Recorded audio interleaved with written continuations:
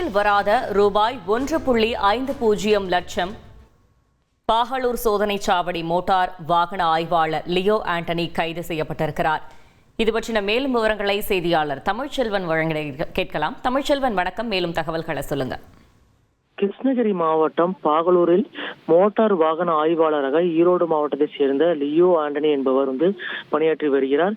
இதனைத் தொடர்ந்து இன்று காலை பணி முடித்துவிட்டு ஈரோட்டிற்கு அவரது காரில் லஞ்ச பணத்துடன் செல்வதாக சேலம் லஞ்ச ஒழிப்பு பிரிவு காவல்துறையினருக்கு ரகசிய தகவல் கிடைத்தது.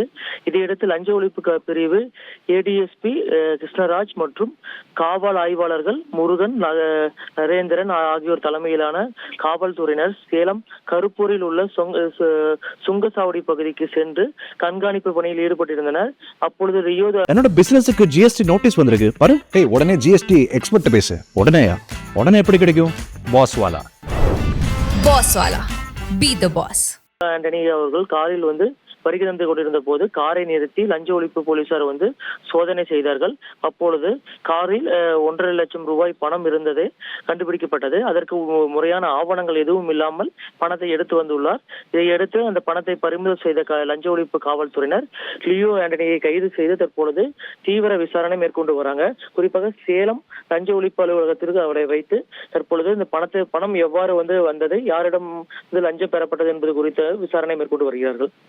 தகவல்களுக்கு நன்றி தமிழ்ச்செல்வன்.